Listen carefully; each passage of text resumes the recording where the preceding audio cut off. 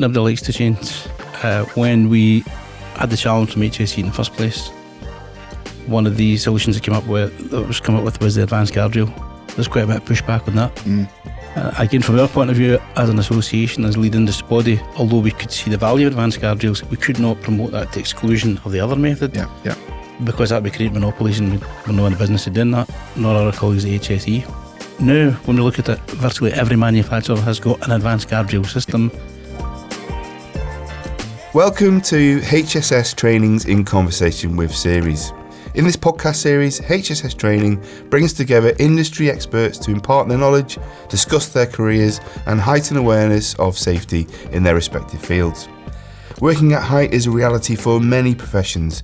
Construction, window cleaning, electrical work, facilities management, the list goes on. Even that wobbly stepladder at home comes with its own risk. Today, we're joined by a champion for safety at height, Peter Bennett OBE. Peter has a remarkable career in this industry, having worked and managed a number of height safety organisations, including PASMA, with whom HSS Training has proudly collaborated with over the years. Our Operations Director, Darren Verschuren, even sits on the PASMA board, as do several of our industry expert trainers. This strong partnership allows us to delve deep into the world of height safety and how things are changing in this sector. So let's give a warm welcome to Peter Bennett, OBE. Peter, thanks for joining us. It's going to be a great conversation, and I know we've got lots of interesting topics to discuss, and I know everyone at HSS is going to be looking forward to what you've got planned and what you've done. So before we get into the detail, what I really want to do is let the audience discover who you are and how you got to where you are now. So let's go back a little bit. Let's just talk about how it all started and what makes you tick. Okay. Firstly, thank you, and thanks to our colleagues at HSS for inviting me along. Appreciate it. Going back, I've been asked this question a few times. How did I get into this industry? And I have to say, like lots of people, purely by accident, purely by chance. There was a company no more than a mile or so away from where I lived, placed an advert in the local newspaper looking for someone to assist them in their hire and sales desk. At that time, believe it or not, I was working in a casino. I was a croupier. Right. And I did not like it at all. I did not like the late nights and did not like working through the night. So I saw that as an opportunity, made an application, and lo and behold, I was made an offer. In that company, we started off with ladders, step ladders, tower scaffolding, steel scaffolding, system scaffolding, basically a fairly wide selection of work at height equipment and work at height methods. Okay. I was there for a little while, quite a few years, and left to get the powered access. Okay. At the time, powered access was just coming into its own. So I was involved in powered access way back in the early days, just as they were making an entry into the market in the UK. That was quite an exciting time for me. Yeah. That is kind of where I got involved in IPAF and what IPAF does as well. Yep. From there, I then went back to Steams and Carter, started up their powered access division. Yeah, great. Yep. So in terms of how you got into it, what made you kind of stick in the early days then? What was it that interested you? Was it, the more process driven, the people in the industry, or just, security of a good career? I had the good fortune that I was able to get involved in the trade organisations in IPAF and PASMA. And I was involved in the council of both organisations, and latterly was the president of IPAF and chairman of PASMA, and that kind of kicked off where I am today and why I'm doing what I'm doing. Right, great. So how did those opportunities first arise to become on the council then? Really just going back to what I was saying before, an active interest in the sector and the industry and how things were done and the standards that were being set. I mean, when I was involved in power access in the early days, there were no standards. In fact, I was talking to some people outside there saying I was involved in training very, very early on the power access side, before the IPAF training scheme even existed. And from that point of view, having been involved in PASMA and seen the training organisation that there was in PASMA, I was quite keen for us to adopt the same sort of standards and the same sort of attitude and approach in the powered access sector, but to perhaps get a head start on it. Right, great, nice, good. Okay, so that gives us a nice little baseline for like where it all started then. So just again, before we move on, it'd be really interesting to know if you can tell me 2 moments within your career that maybe sort of top and tail it a little bit in terms of a real highlight. Mm-hmm. Yeah. And then maybe another moment that was maybe a real challenging moment as well, or something that really sparked some change. Okay. I suppose maybe the highlight that would immediately come to mind is in the early 2000s, I was in the chair of PASMA. I had an opportunity, I had a very tight window of opportunity to make a change to how PASMA operated. PASMA had previously, for a long time, been a manufacturers only organisation. Okay.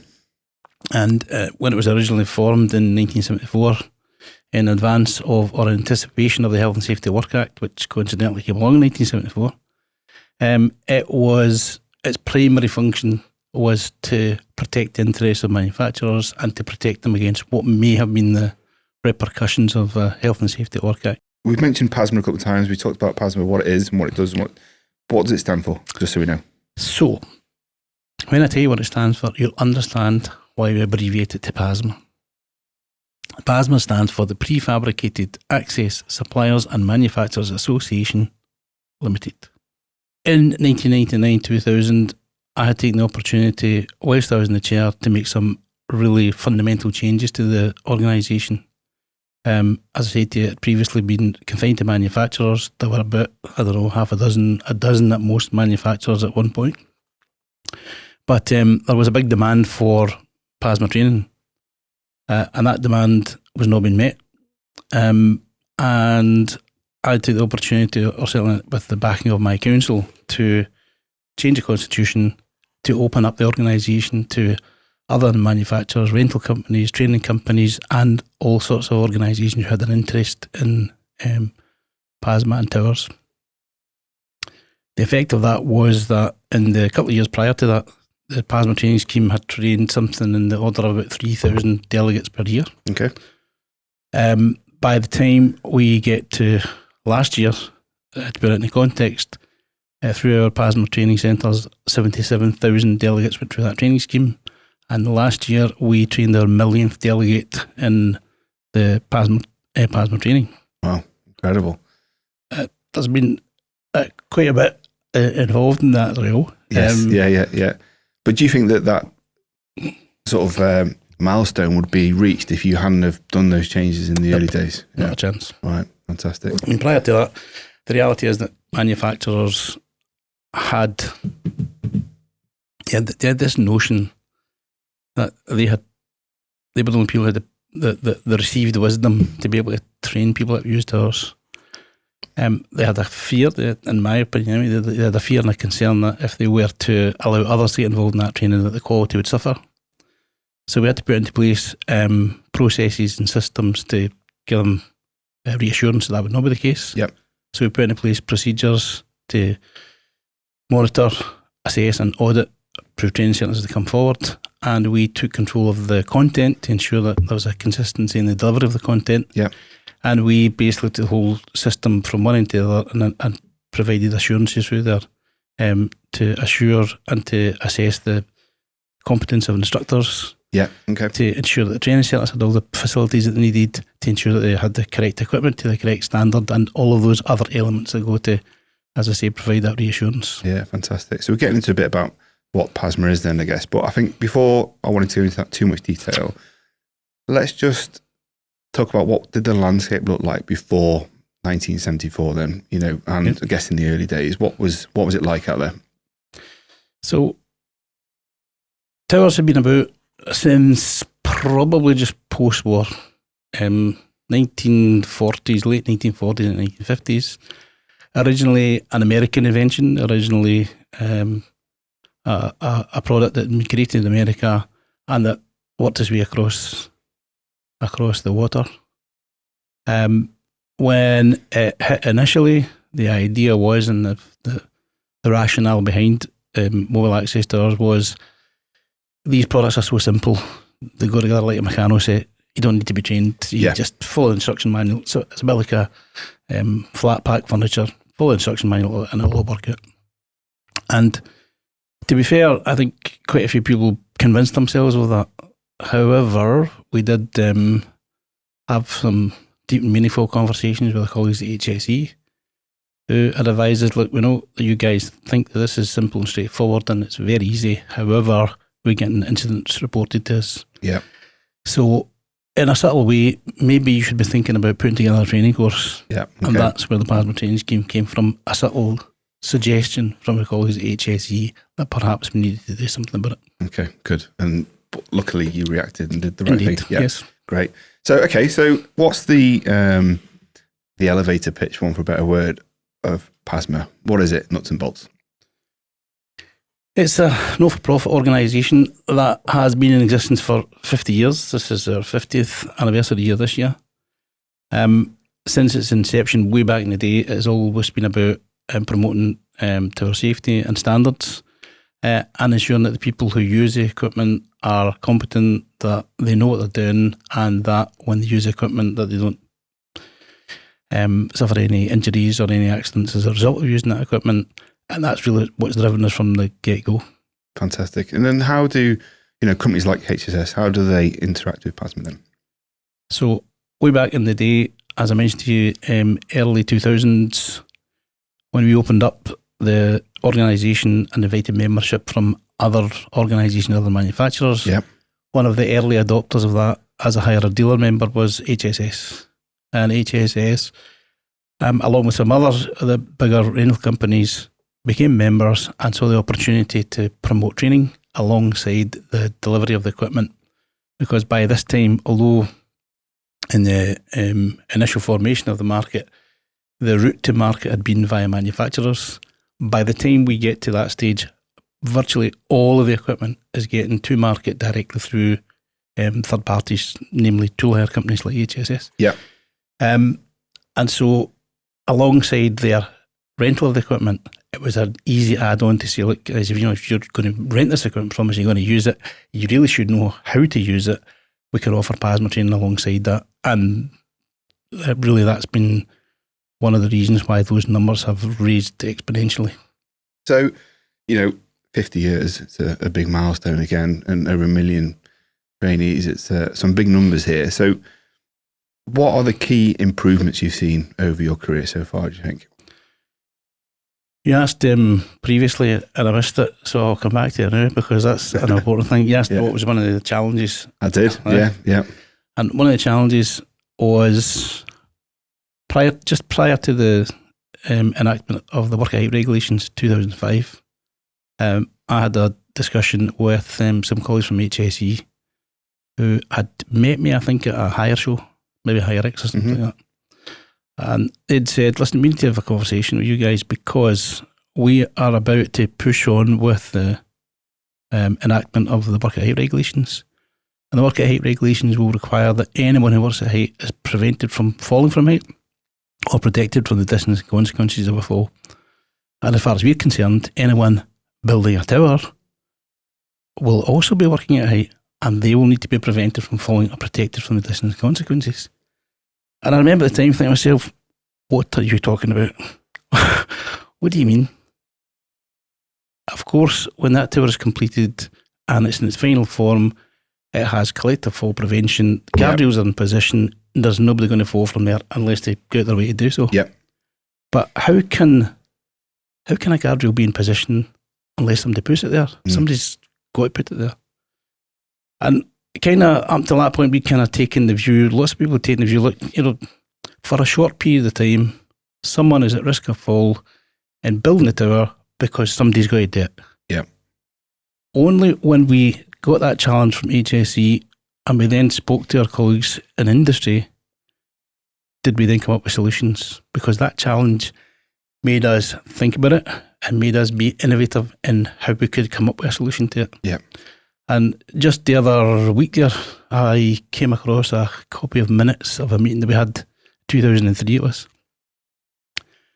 And in that, I had quite a difficult diplomatic job trying to steer through our committee, our council, the change that we're having to make to go to a system whereby we would prevent falls or we protect against the distancing consequences. And that mean, according to the minutes, is the one we were at HSE, we had HSE with us, and we were negotiating how we were going to come up with this solution that was going to make this happen. And that's where we come up with the advanced guardrail and the 3T through the trap method, which are still in use today. Yep. Had we not had that challenge, we probably wouldn't have done it. Right, okay. Yep. So that really highlighted that sort of margin for error that people maybe accepted. Well, prior to that, it's funny to look back on it now, but prior to that, how towers had been assembled and dismantled even, was that you climbed up the frames, you wrapped your foot through, and you locked your foot on the rung below, and that was our foolproof method of ensuring that we didn't fall. And you would use that as a means for you to be able to manipulate and position frames, braces, platforms. And again, I talked to a colleague just the other day as well, and when we look back on it, it really seems bizarre. Yeah. But at that time, there was a statutory requirement for intermediate platforms. Those intermediate platforms are required every 30 feet. Right, correct. Now, current standards require that you have a platform at virtually every lift. Yeah. That then means that the distancing consequences of fall, even when you're building, are limited to 2 metres or thereabouts, 2 and a bit metres. Yeah. Big change then. Sure is, yeah. Yeah. So 3T. Yes. What's 3T? So you might recall when we were talking before about how we'd had this deep, meaningful discussion with colleagues at HSE, and in that deep, meaningful discussion with HSE, they'd say, look, you're going to have to come up with a way to protect users while they're building mobile access towers. One of the we had a few different variations that came forward, and we settled on 2. One of them was 3T. 3T stands for through the trap. 3 Ts. And through the trap essentially means you build a tower, and you, before you climb onto the platform, you work through the trap and place the guardrails ahead of yourself, so that by the time you stand on the platform, you're prevented from falling. That's 3T. So how did the sort of, so obviously it feels like there's such influence across the whole range, obviously training and, but there's product development as well, that through the years. So how has that looked, and is it pushback or kind of people taking that on with vigour? Always with these things, there's resistance to change. Nobody likes to change. When we had the challenge from HSE in the first place, one of the solutions that was come up with was the advanced guardrail. There's quite a bit of pushback on that, mainly because lots of manufacturers didn't have advanced guardrails. Yeah. Again, from our point of view, as an association, as lead industry body, although we could see the value of advanced guardrails, we could not promote that to exclusion of the other method. Yeah. Because that would create monopolies, and we're not in the business of doing that, nor our colleagues at HSE. So we had to essentially say, right, okay, we're doing better than we were before. 3T through the trap works, and it uses existing equipment to allow us to provide that level of protection. Yep. Advanced guardrail is something new. Now, when we look at it, virtually every manufacturer has got an advanced guardrail system. Yeah. And again, from our perspective in regards to our discussions with HSE, it was always how it was intended. We would ratchet improvement. We'll take a step forward, then we go from there and take another step forward. Right. And that's virtually been it all the way through. Same even with what I was talking before about the platform intervals. 9 metres was the statutory requirement. When we reviewed the standard, and we've always been active in standardisation, particularly in CEN, the European Standards Organisation, as well as in BSI. Yep. 9 metres was what it was. We then review, and it goes down to 4 metre intervals. And as I say, the last one, which is EN 1004 Part 1 2020, it requires platforms at 2.25 intervals, and that's only to take account of there are some variances in the heights of frames. Yep. But essentially, it's saying a platform every lift, every frame. Yeah, great. Advanced guardrail. Let's discuss that. So again, coming from the same conversation, advanced guardrail is a means whereby from the safety of a platform below, you use a frame to set the guardrail ahead of yourself, so that by the time you add the platform above you and you climb onto that platform, the guardrail is already there and you have full collective fall prevention. I guess that's the true benefit of having a mindset of ratcheted progress. There's no end line. It's like, oh, we've done it now. That's fine. That's this new standard. It's like, we've got there. How can we do again? How we go again? It's like forever. Yep. The improvement's going to be forever more, isn't it? Which is the right way to go about health and safety. Well, is that really that's kind of driven us down the route of, I'm taking your questions off here, I'm beating you to it. It's not that's taking us down the route. It's fine by me. Down the route of looking at how do we harness technology to improve what we're doing. So far what we look at equipment. We need to make sure that equipment meets a minimum standard. Yep. We're looking to improve on that standard. We then look at the people who are using the equipment. How do we make sure that they know what they need to do? How do we make sure they're competent and know what they're about? The next bit that we then look at, and we want to look at, is right, so we train these people, we get the equipment to the right standard, so it should all work out. They know what they're doing, the equipment meets a minimum standard, it should all be okay. The problem we've got, however, is that we train all the DLX companies, we train them, we tell them what they need to know. When they leave our place, they've got the technical knowledge that they need to do it properly. Yeah. Difficulty we've got, though, is they leave. Yeah. And when they leave, we don't know what to do. Yeah. One of the reasons why we've developed TowerSure is to try and deal with that issue. Try and deal with two issues, in fact. First one is to deal with that issue of when you leave these premises, somebody will still know what you're doing, right? It's important for you to know that you've still got to keep doing it right. You've still got to keep doing it the way that we've told you that you should be doing it for your benefit. Yep. But we also want to address the issue of competence has been defined various ways. But generally, the generally accepted one is a combination of training, technical knowledge and experience. Okay. We can provide the training, we can provide the technical knowledge, but up until now, we've not been able to address the issue of experience. Okay.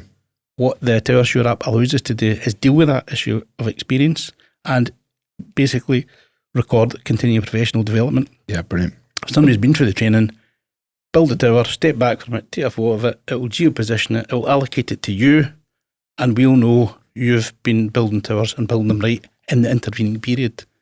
There will be a payback on that. The payback will be if you do all those things, demonstrate your experience, demonstrate that you're doing it right, you will not have to renew your training. You'll not have to do refresher training as often as if you don't. Yeah. If you don't do it, you'll need to come back more regularly so you get the payback. So TowerSure is an app which has been developed by PASMA, and it's been developed to provide a means whereby having built a tower, you can stand back, you can inspect the tower, there's an inbuilt checklist, and then you can take a photograph. That photograph will geo-position it, and it will allocate it to your record in our online registration system, and as well as providing a means of providing evidence that the tower has been inspected as required by regulations. It also acts as a record of all the work you've undertaken and acts as a record of experience and CPD. Yeah, that sounds like the perfect way of getting people to take ownership of what they're doing. The second they have to snap it, geotag it. It does two things. It takes ownership, but it also allows them to share responsibility. Yeah. Because a manager, their boss can have oversight of that. Yeah. And even the way the system's set up, they can have the opportunity to either say it's a go or it's a no-go.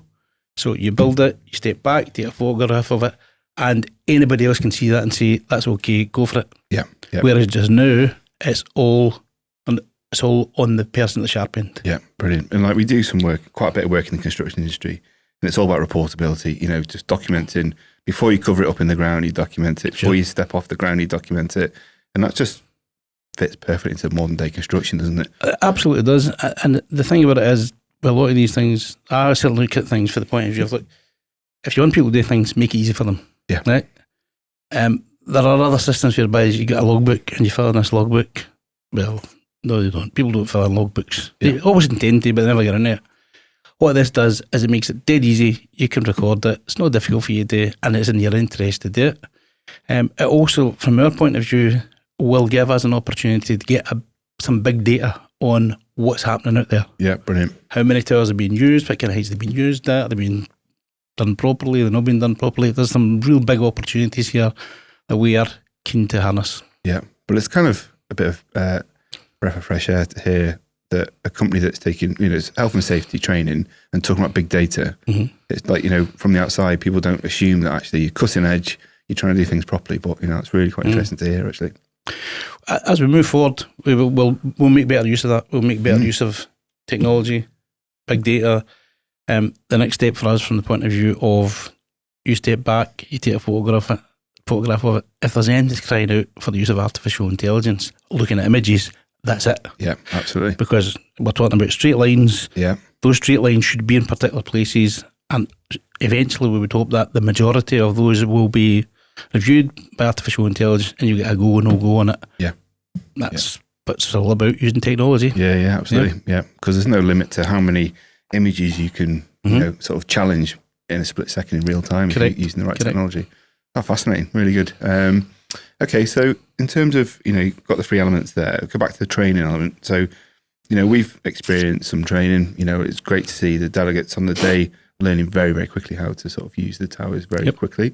How do you sort of go about sort of planning those training sessions, or not the sessions themselves, but the processes around them, and just split them up for different industries, individuals and companies? What does the landscape look like?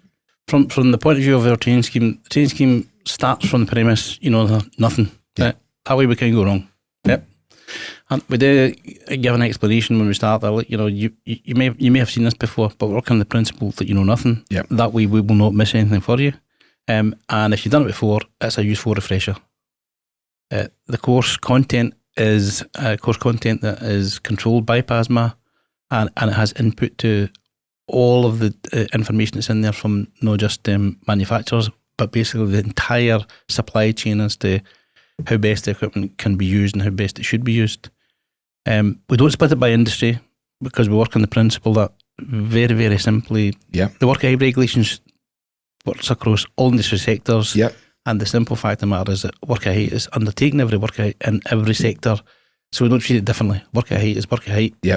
Okay. You're going to be just as dead if you fall than if you're in construction or any other sector. So we don't treat it any different. Great. Yep. So how do you, have a level playing field on these courses and the way you design them? I say design them obviously with the likes of HSS in support of that, but just making sure the accessibility to learn to do things safely is of your key focus.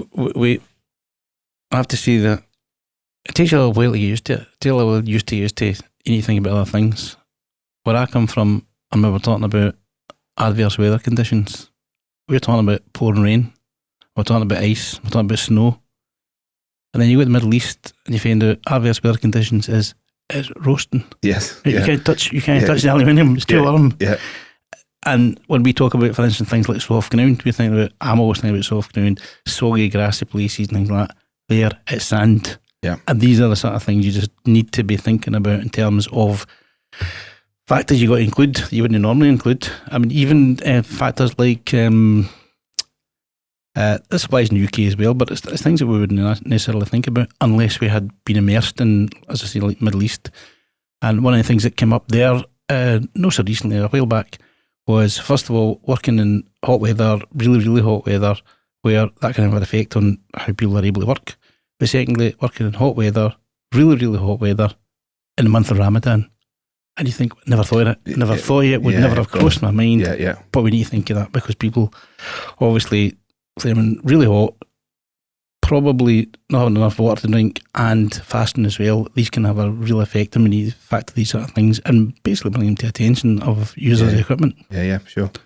Being fit for work takes a different... Absolutely. Yeah, absolutely. Interesting.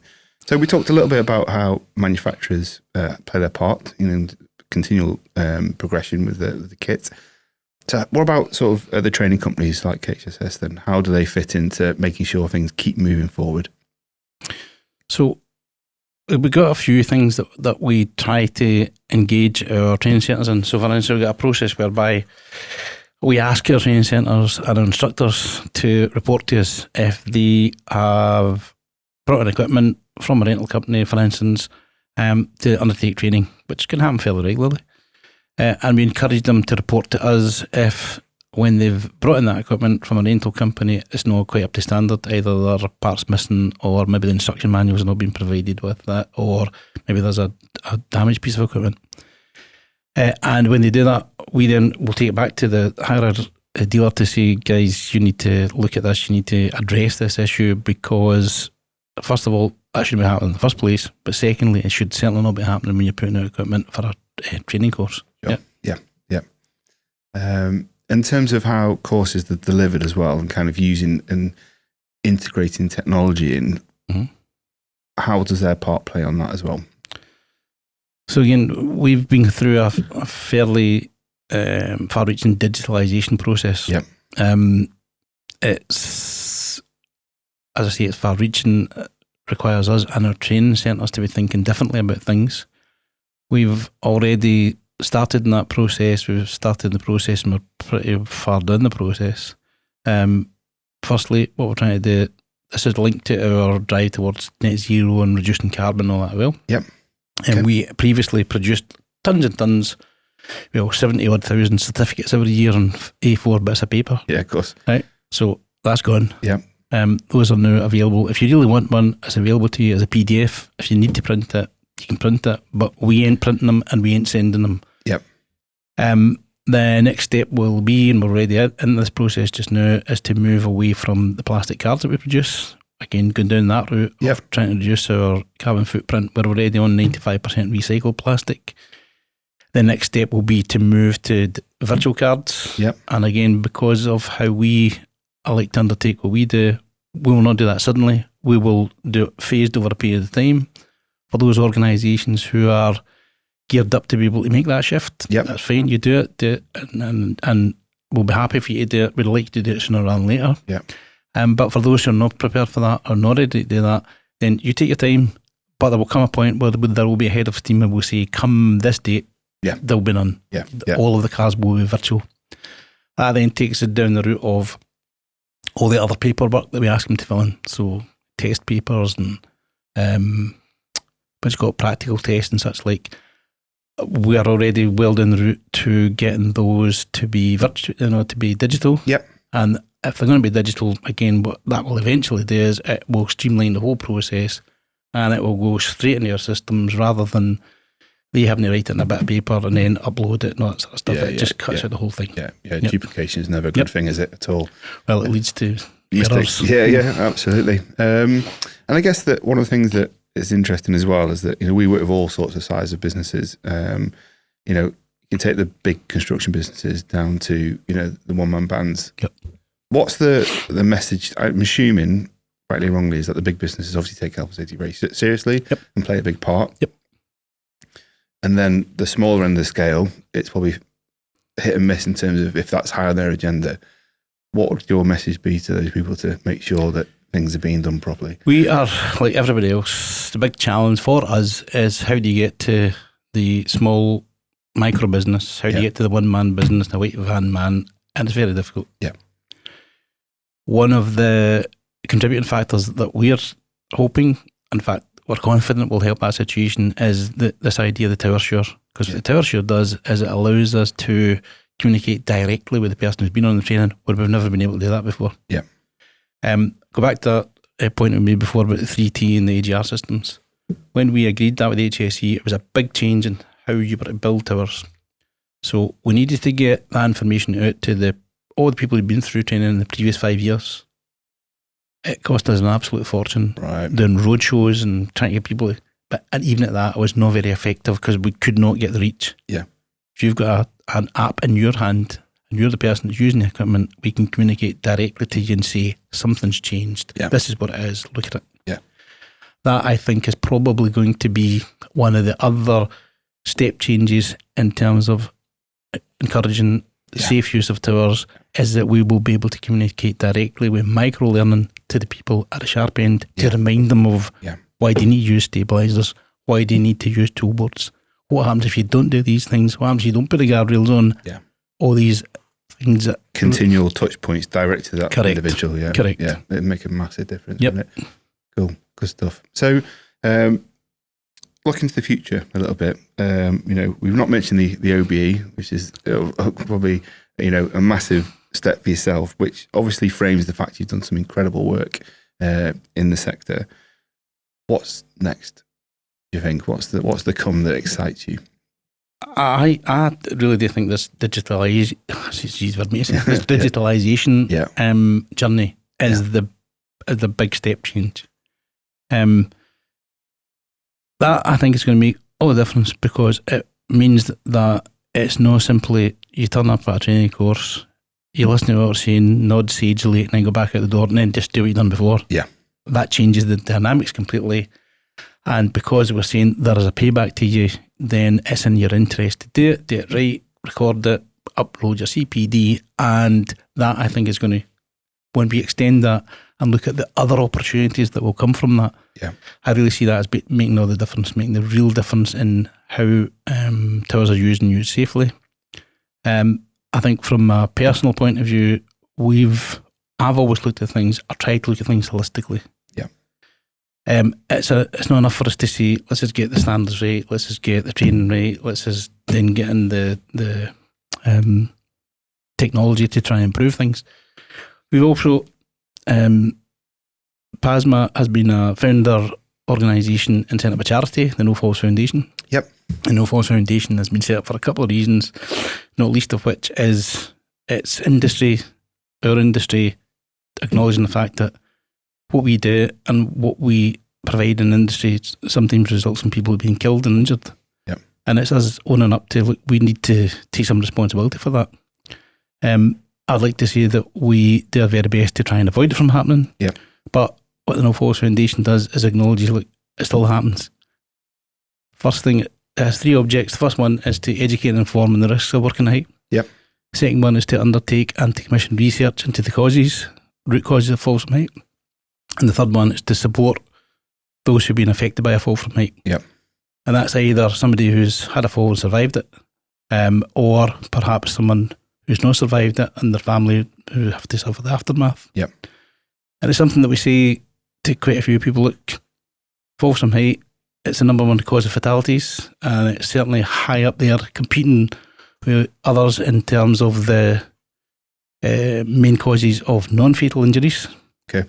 But unlike the other non-fatal injuries, generally, if you've got you suffer from a fall from height and you survive it, still life-changing. There's a good chance you ain't going to work again. Yeah. And as you say, it's life-changing. Yeah. You ain't going to perhaps go back to what you've done before. Mm-hmm. And that's more so in comparison to all other non-fatal injuries that are reported.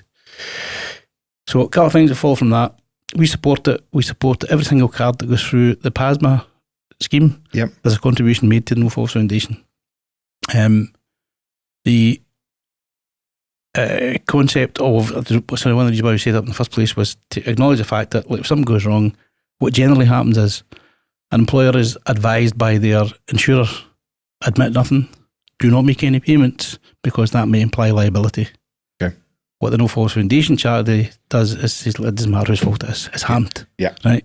And you're trying to get through this, we will do everything we can to try and get you through that. Yeah. The second main thing, I suppose, from my point of view, is all the organisations that I work with work on the basis that you've decided to use a tower, we'll now tell you how to do it safely.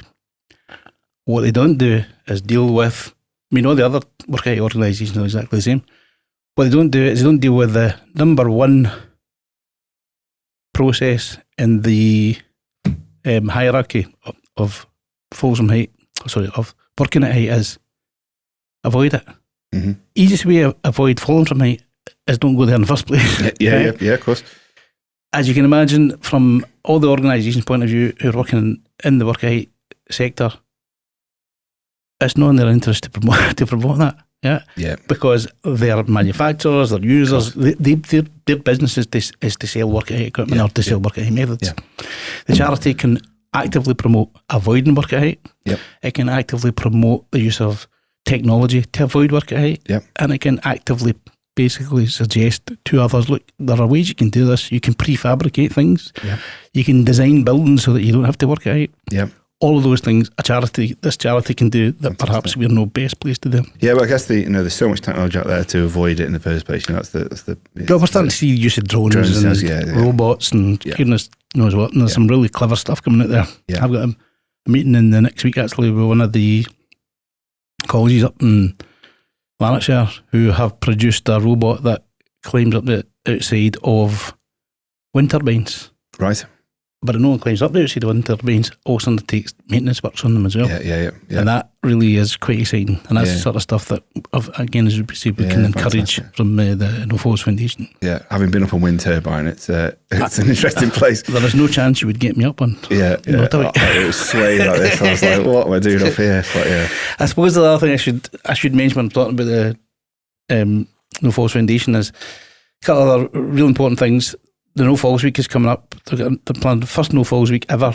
Right. That is aiming to focus attention, shine a light on avoiding falls from height and all the other good stuff that is done and that we can do to try and effect that. And then the second thing is that they are undertaking research right now. They're about to start a big research study looking at those who've had a fall from height or know somebody that's had a fall from height. Because one of our big issues is trying to get data. First thing people ask me is, right, okay, how big is this problem? And I can tell you what Redor tells me. But ask me anything beyond that, I've got problems. Ask me for details, don't know, can't get the details. Those details are not there.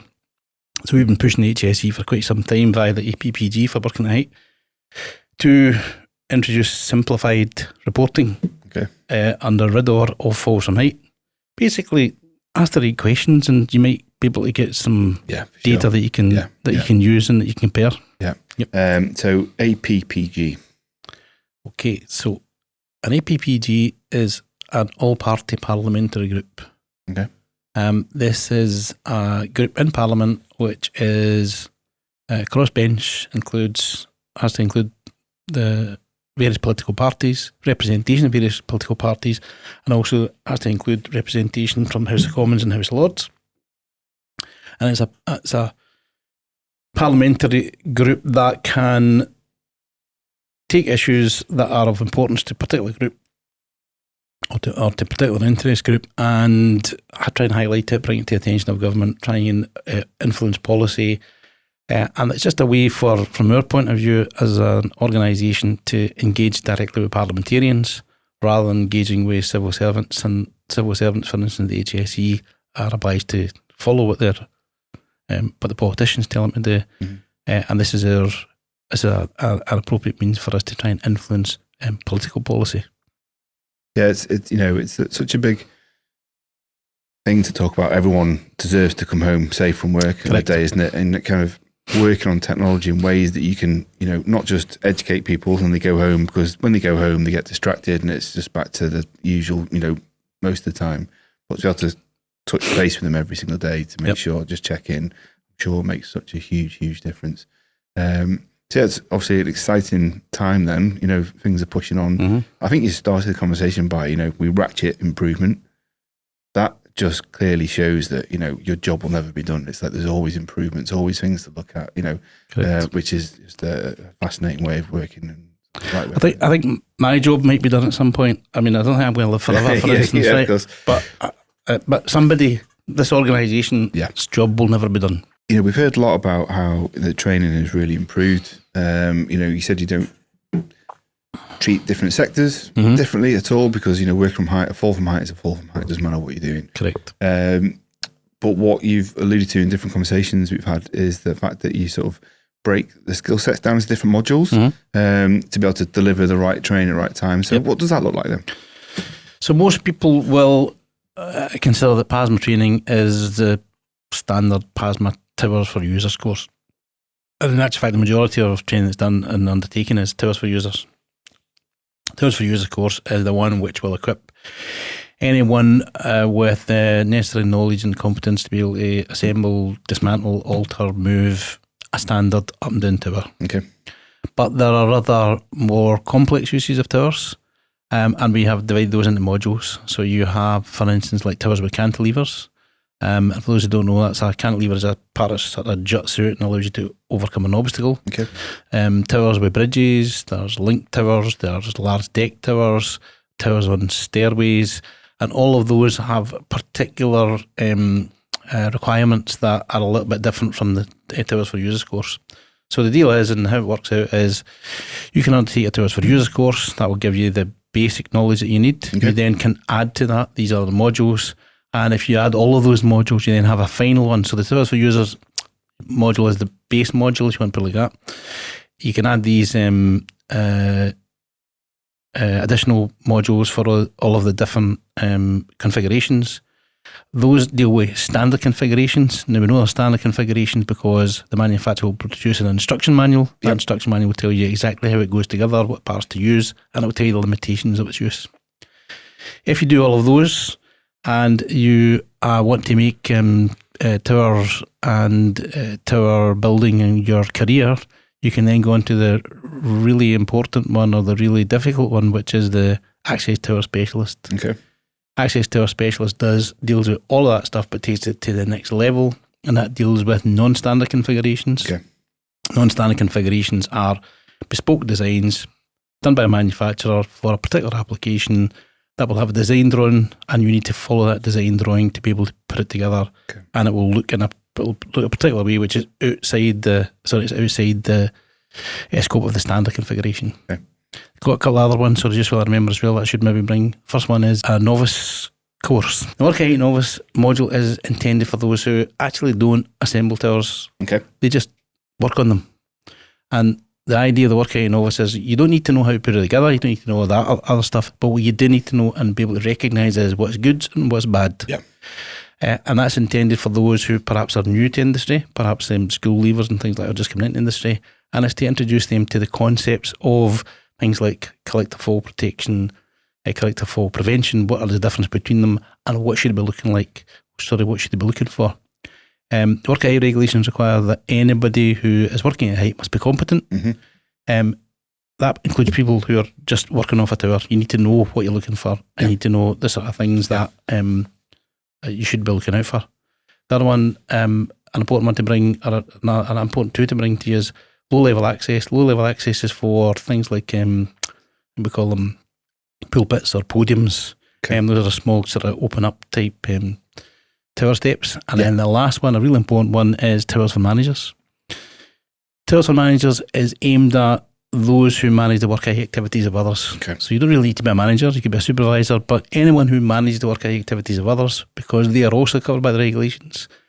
And the regulations require that if you're managing the work activities of others, you're competent. Yeah. That doesn't mean to say that you actually need to do it yourself, but you need to know what good looks like, you need to know what bad looks like, and you need to be prepared to and expect to intervene if people are not doing things the way they should be. Yeah. That probably is, from our perspective, probably one of the more important ones we need to get a bit better uptake on. Okay. Because there's loads of people out there who manage the work activities of others who don't know what good looks like. Yeah. And basically things should be happening under their noses and they're not able to identify it. Yeah. And it sounds like a very comprehensive approach where, you've got to train the managers, correct, train the people building, and then train the people using it as well. Correct. So it covers all bases from where I'm standing. Yeah, fantastic. Good. Okay. Yeah, that's brilliant. I think the only thing that kind of sprung to mind when you're talking then really that was interesting is that obviously PASMA is one of many, many organisations in terms of working at height, which doesn't necessarily fit into like keeping it simple for the end user, having to sort of be credited in different ways and different processes. So how do you think that the likes of HSS Training then play their part in just making sure that people across the board are trained to a standard that is right? I think probably more so than other sectors. The work height sector is pretty clear on what the training competence requirements are. Yeah. Probably as a result of this historical prevalence towards fatalities and serious injuries that those training and competence levels have long since been established, and you could pretty much go to all sectors of industry, ask them, if you're going to use towers, what would the organisation be? And they would pretty much all say, it's PASMA, I'm ready for a PASMA card. The same tone, if you ask them about ladders, it'd be pretty clear it's Ladder Association. It's pretty well, we're pretty well sorted out in terms of where our specialisms are and what our subject matter expertise is. And in actual fact, just recently we've been having some discussions in some other sectors where we're saying, listen guys, please don't get in the route of trying to reinvent the wheel. As far as work is concerned, it is pretty well sorted. We've been here a long time. Our competence schemes are long known, long established. There isn't a need to reset or to create new standards. The standards already exist and are well understood. Okay, so I found it a fascinating conversation. A fact that I think when you're working with people, education, accessibility to knowledge is really powerful. Combine that with the development of products, it's a huge job to do in itself. And then, but behaviour change is the biggest challenge of anything, isn't it? Correct. It's such a big job to do, and a sort of kudos for taking it on in the way that you do. What would be your sort of leaving comment around the industry? And you said before that you've probably improved the number of falls per year by a factor of 40, or a huge impressive number. But there's still falls happening, which is obviously something you probably take to heart and sort of take in terms of gives you energy to carry on. So yeah, in terms of you talked about what's next, but what's your leaving statement, Jimmy? I think, as you say, it's certainly discernible and easily discernible the improvement that's been made since firstly the Health and Safety Work Act came in 1974.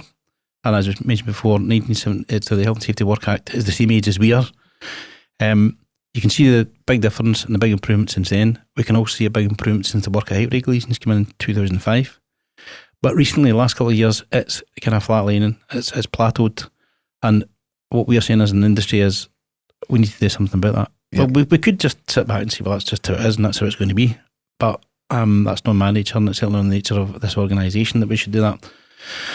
So we really want to be saying, look, you need to understand this happens, it's real, happens all the time. Even the numbers we're looking at are probably significantly underreported. Maybe not so much in the fatalities, but certainly in the non-fatal injuries. The biggest problem we've got is that lots of times these things are treated as a one-off incident. Somebody fell, that's terrible, tragic accident, something should be done about it. Yep. But when you take them together and you say, well, look at the actual numbers over a period of time, and you should take them over a period of time, because those people have never come back. If you look at it and extend it back over a 10-year period, you talk about the equivalent of something like a jumbo jet. That's the amount of people that have been killed. Yep. If you take it back over a same period of time and look at the number of people who have had their injuries as a result of fall from height, I could fill Anfield Stadium. You're talking about those kind of numbers. It's huge. Yeah. I suppose what we're trying to do is, more than anything else, is get people to realise, I remember saying this Sunday before, if only we could get the people who put together the advertising and the PR for the lotto, if we could get them to do the same thing for us, only if people could understand when they say it could be you, it really could be you. Yeah. You could be that person. Lots of people involved in work, especially when they're doing it on a regular basis, they become inured to the risk. They get that it doesn't bother them, they don't even notice it. Yeah. They are the people who think it'll never be me, it'll be somebody else. Yeah. You need to understand it very easily could be you. No, you personally. Well, yeah, it's a strong statement. Yeah, for sure. And thank you for sharing it with us. It's a fascinating story, and good luck with your endeavour to keep influencing and making progress. So thank you very much. Thank you very much. Thanks for having me.